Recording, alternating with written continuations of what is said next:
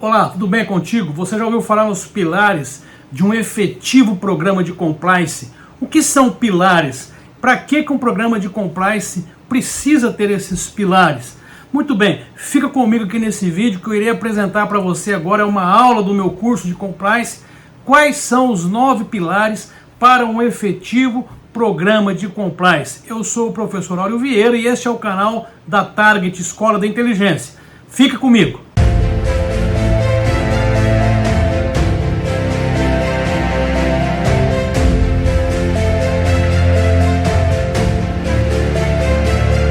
Muito bem, chegamos então na nossa segunda aula, né? Aula 2, eu já havia dito para vocês que nós iríamos aqui trabalhar agora os 9 programas do compliance, 9 pilares, né? O que é um pilar? Pilar é uma base, né? Um fundamento. Então, quais são os 9 alicerces de um bom programa de compliance? Vamos colocar assim, porque às vezes a pessoa acha que a empresa dela implantou o programa de compliance, mas falta pilar ali, está faltando alicerce, né? E os objetivos dessa segunda aula: identificar esses 9 pilares, quais são os 9 pilares, e vamos aqui descobrir se tem algum que é prioritário, tem algum pilar que de fato faz a diferença dentro da empresa. E aí nós vamos, particularmente, 3 deles estudar em aulas específicas, que é o código de conduta, investigações internas e avaliação de riscos, tá bom? Então vamos lá. Os 9 pilares, vocês podem ver aí 9 figurinhas que são colunas, né, que são pilares. Quais são esses pilares? Eu pessoalmente, eu criei uma tripartição, digamos assim. Eu vejo que 5 pilares têm um viés, tem uma participação importante numa determinada área de processo, 2 de uma outra situação e os outros 2 de uma outra área. Vamos ver então isso aqui.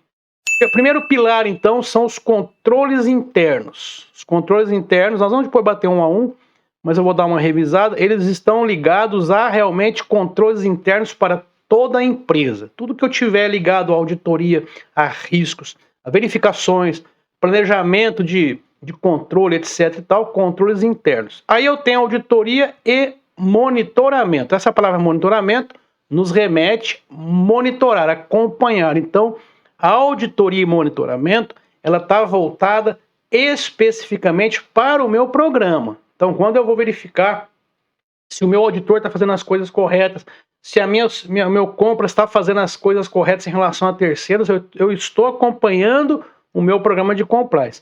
Tem muita gente por aí que considera esses 2 aqui como se fosse apenas um pilar, e aí dizem que são 8, mas eu separo porque, por exemplo, se eu faço uma verificação no perímetro da empresa e descubro falhas ali de segurança patrimonial, está em controle interno, não é uma coisa diretamente ligada ao meu programa de compliance. Muito bem, depois nós temos a due diligence, ou diligência, a tradução ao pé da letra seria diligência devida, mas o correto é diligência prévia, que são as ferramentas que eu preciso empregar para o controle de terceiros dentro da empresa. Aí temos a avaliação de riscos. Depois temos investigações internas. Cada uma dessas áreas aí é um pilar do programa. Código de conduta ou código de ética e conduta. Quando eu falo em ética, eu falo de procedimentos da minha empresa, da organização. Quando eu falo em conduta, eu falo do colaborador. Conduta, procedimento de cada um que eu tenho na minha empresa. Treinamento e comunicação. Tá? Depois, apoio da alta gestão, buy-in, né? Comprar a ideia, digamos assim. Eu, de fato, comprei a ideia e nós temos aqui canal de denúncia. Agora, qual é a divisão que eu trago em relação a essa figura linda aí das colunas, né? das bases, dos pilares? A divisão que eu trago é essa. Esses 5 pilares eu vejo como pilares preventivos, né? Eu atuo no dia a dia com o fulcro, com o objetivo, o escopo de prevenir, de evitar que a ameaça se concretize, que o risco se realize. 2 deles eu vejo como o aspecto que vai me dar transparência ao programa, né? Primeiro é o código de conduta, porque eu vou ser muito claro com o meu colaborador, o que eu quero, quais são as sanções, o que é feito na empresa, cada área da empresa, o que pode, o que não pode. Então, eu vou dar transparência. E o treinamento e a comunicação vão me ajudar nessa transparência. E, finalmente, O apoio da alta gestão e o canal de denúncia é o tom do topo, né? O tone of the top. O que significa isso? Tem que vir de cima. E por que o canal de denúncia ele precisa ser comprado também ali pela alta gestão, pela alta direção da empresa? Porque muitas vezes você vai ter gerentes denunciados, vai ter diretores denunciados. Então é importante que a alta gestão, o mais alto nível da organização, compre a ideia, né, dessa materialização do canal de denúncia. Então nós temos 3 divisões aí: prevenção, os pilares que vão trabalhar com o caráter preventivo, nós temos a transparência do programa e nós temos aquilo que vem top-down, de cima para baixo, o tom do topo, o tom da minha alta gestão, é quem vai dar o ritmo do programa. Eles acreditam no programa, compram a ideia do programa e eles vão dar esse empurrão para que o programa seja implantado e implementado. Vamos então passar aqui cada um deles, né? Tem 3 que nós vamos ter uma aula específica para abordar e nós vamos dar uma resumida aqui em cada um desses pilares aqui. Então, o primeiro pilar são os controles internos. Eu já havia dito que esse aqui ele tem objetivo realmente com a empresa como um todo, com a organização. Então, eu preciso ter instrumentos para estabelecer procedimentos e rotinas. Pergunto para você: como é que eu vou ter um instrumento de controle na minha empresa se eu não escrever? Pois bem, eu já fiz consultoria em empresas de médio porte, não eram grandes, não era multinacional, que não tinha uma política de RH escrita. Então tudo era feito no susto, tudo era feito na emoção. Não pode. Eu preciso dizer no papel, preciso colocar no papel, aí eu jogo na minha intranet. Quais são os critérios de promoção? Qual é o plano de carga e carreira que eu tenho na minha empresa? Eu preciso dizer na empresa qual é a sistemática de avaliação dos meus colaboradores. Então, para estabelecer procedimentos e rotinas, eu preciso escrever. E quando eu falo em controle interno, eu preciso escrever um plano de segurança, de prevenção, eu preciso escrever um plano de gestão de riscos, eu preciso ter um manual de compliance no nível estratégico, eu preciso ter a minha cartilha de segurança das informações ou a política de segurança das informações. Se eu não tiver isso, eu não consigo ter controle interno.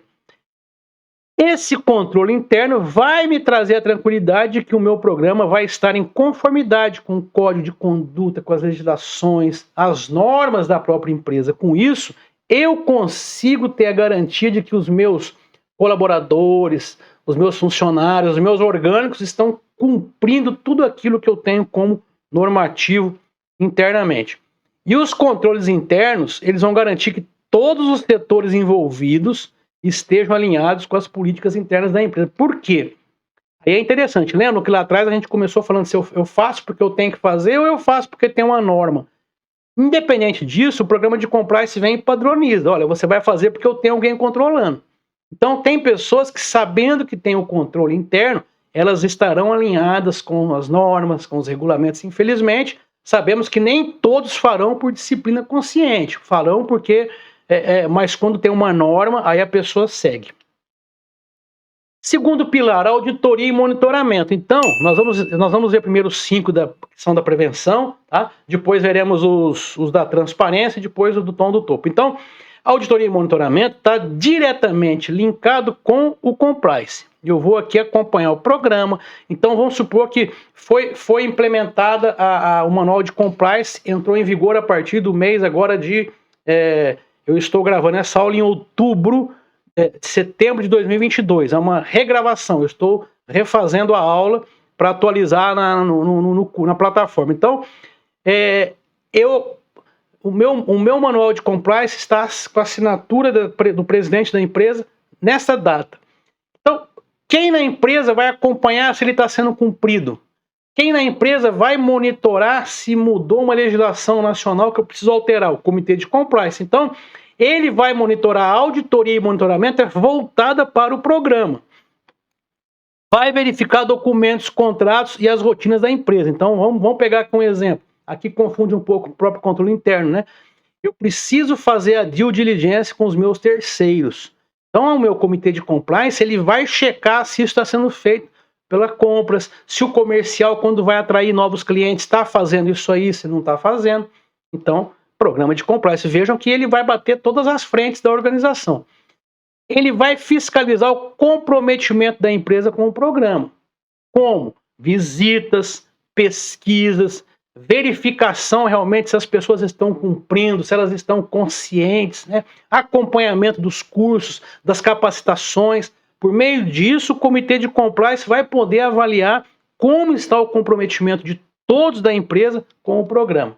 E vai proteger a empresa porque vai sustentar o programa que for construído. Lembram que uma das características do programa de compliance é a sua permanência, ele veio para ficar. Então, quem trabalhar com auditoria e monitoramento do programa vai estar garantindo que aquilo que foi construído vai permanecer.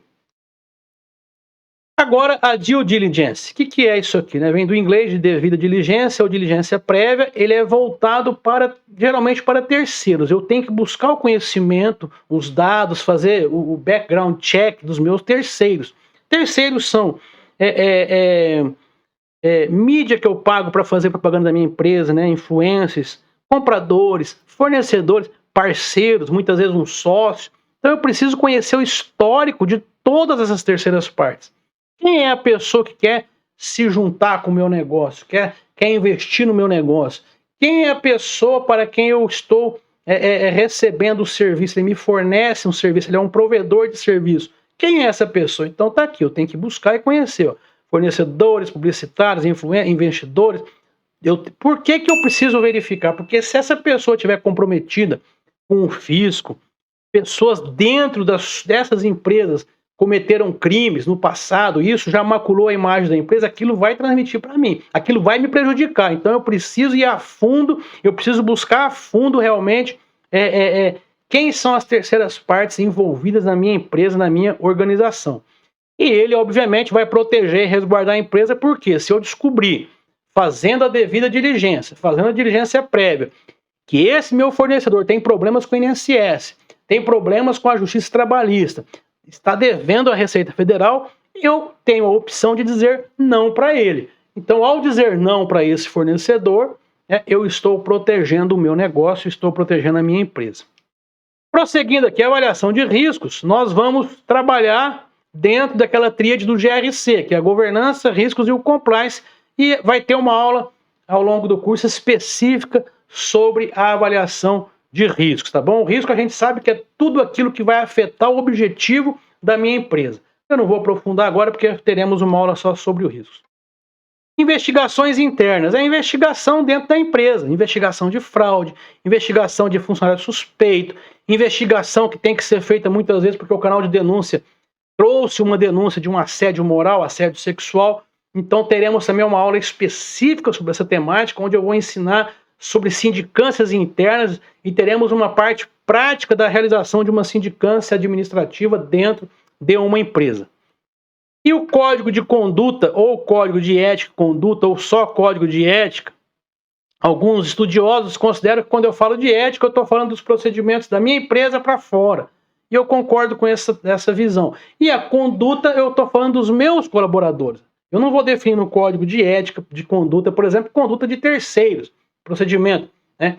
Então, a conduta ela tem a ver com o meu público interno, com os meus funcionários. Mas aí o nome é indiferente. O importante é que a empresa tenha um código de conduta, onde ela mapeie tudo o que pode, o que não pode, o que é empresa, qual é a visão da empresa, e que esse código de conduta seja de ciência de todos os colaboradores. Né? Você não pode ter o código de conduta apenas para ficar lá na estante do RH, sem que as pessoas assinem e dê conhecimento desse código. Treinamento e comunicação. Agora nós entramos na parte que fala da transparência do programa. O que é o treinamento e a comunicação? Então, o treinamento, primeira coisa que o treinamento faz dentro de uma empresa, ele padroniza os procedimentos. Cada um tem uma experiência diferente, cada um faz de um jeito, um aprendeu a fazer o processo de uma maneira, outro aprendeu de outra. Quando você capacita, quando você treina particularmente, a capacitação eu vou ensinar algo novo, quando eu treino, o que eu estou fazendo? Eu estou estabelecendo padrões nos procedimentos dos meus colaboradores. Eles vão fazer aquele padrão mínimo que foi ensinado, é o que vai ser feito. Eu melhoro a capacidade produtiva da minha empresa. Por quê? Porque aquilo que a pessoa fazia em 2 horas, aprendendo a técnica correta, ela passa a fazer em 1 hora, em 20 minutos. Aquilo onde ela perdia mais tempo, ela deixa de perder tempo. A pessoa que fazia tudo em planilha agora faz no software, ganha tempo. Então, veja, ele melhora a capacidade produtiva da minha empresa. A comunicação, gravem isso, é comunicar tudo e para todos. Então, o programa, se vai ter curso, se vai ter treinamento, se vai ter uma palestra, se vai ter uma dinâmica, a partir de qual data o programa vai ser colocado em prática, se tem intranet na empresa, usa a intranet, usa os pop-ups, quando a pessoa vai abrir ali a sua página dentro da empresa, usa os banners, enfim, eu preciso ter um endomarketing eficaz dentro da empresa. Não adianta eu ter tudo muito bem feitinho e nada chega na ponta da linha. Empresas que têm efetivos muito grandes, né, fábricas que trabalham com turnos, é muito importante ficar atento em relação a essa comunicação institucional. Como fazer com que a informação chegue para todo mundo dentro da minha empresa. O apoio da alta gestão, já tinha falado, é muito claro isso, né? É o buy-in, comprar a ideia. A alta gestão, de fato, internaliza o programa. É a alta gestão que vai empurrar e vai fazer esse programa caminhar. Então tá aqui. Sem isso, pessoal, e eu digo isso em todas as áreas, em todos os processos.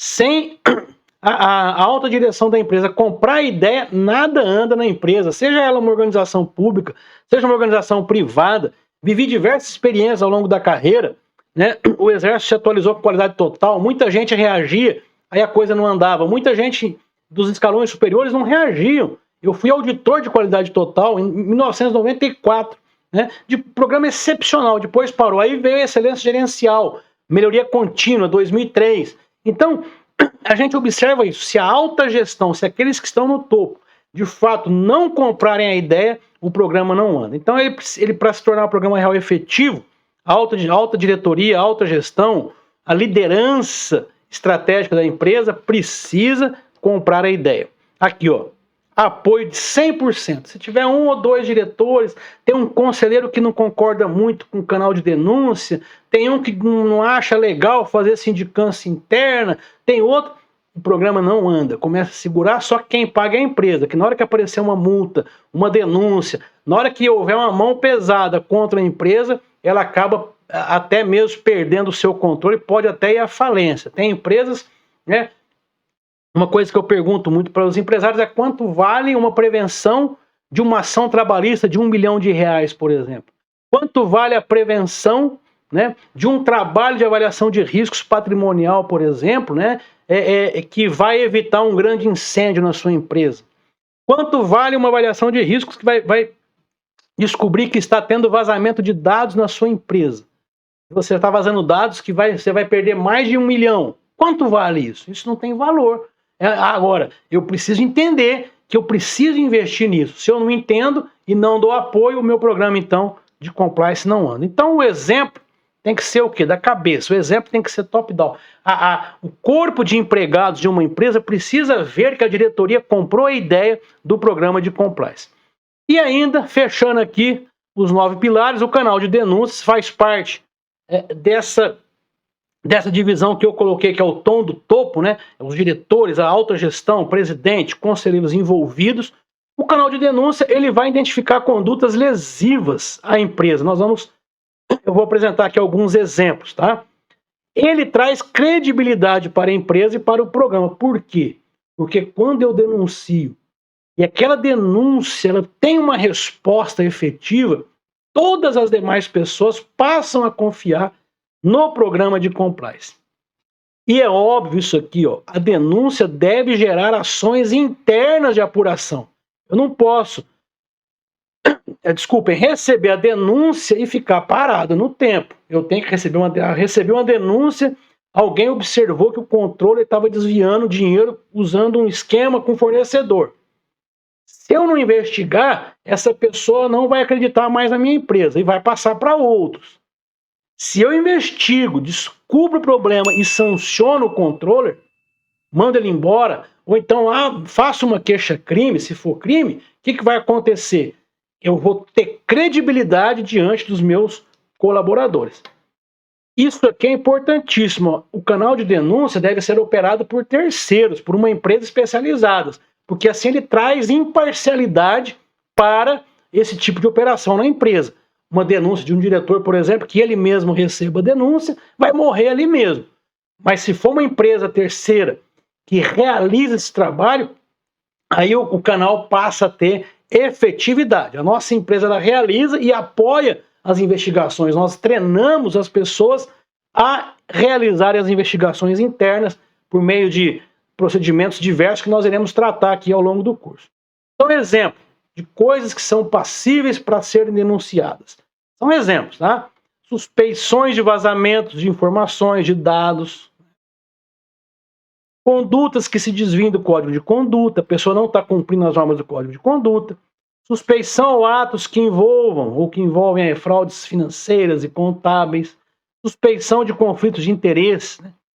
Funcionário, ele se aproveita do cargo que ele tem na empresa para vender serviço para ele. Ele tem uma PJ, ele aproveita a carteira de clientes da sua empresa, onde ele tem um contrato mesmo como PJ, e vende para a empresa dele ou indica para terceiros. Isso é crime, né? Então tem que tomar cuidado. Atos ilícitos diversos, tudo isso aqui são situações passíveis de pegar um canal de denúncia e denunciar.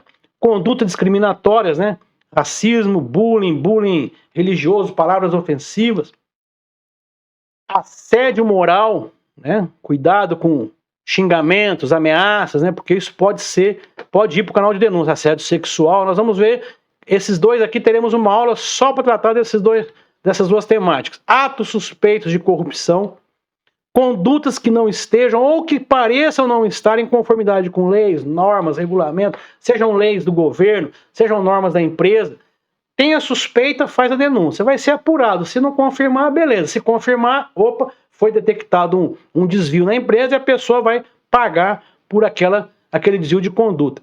Favorecimento para aprovar contratos, né? A pessoa tem um relacionamento com bastante fornecedores e ela cria facilidades para beneficiar determinados fornecedores. Tem que tomar cuidado que isso aí pode e deve ser denunciado. E muitas outras situações. Temos que tomar cuidado apenas que o canal de denúncia não é um canal para reclamações pessoais. A pessoa está chateada com o planejamento das férias da empresa. Isso é gestão. Então a gestão vai usar o Fale Conosco, sugestões, ouvidoria da empresa, mas não denunciar. Na dúvida, eu sempre recomendo isso nos treinamentos, quando o funcionário tem dúvida, então ele usa o canal de denúncia. Quem está do lado de lá da denúncia vai apurar se aquilo realmente está ligado a uma denúncia de conduta de procedimento ético ou se está ligado à gestão. Se é uma coisa que chateou a pessoa, mas é da administração. E aí vai tomar as devidas providências. Tá bom? Então aqui a gente fecha a aula 2, tratando aí dos 9 pilares. Isso é importantíssimo que você saiba, isso é importantíssimo que você verifique se na sua empresa eles estão em andamento, se eles são cumpridos. E na terceira aula eu vou explorar alguns resultados de pesquisas que falam bastante de fraudes e algumas coisas para mostrar para vocês a importância que é o programa de compliance andando e funcionando dentro das organizações, tá bom? Vejo você aí na próxima aula, então. Até mais.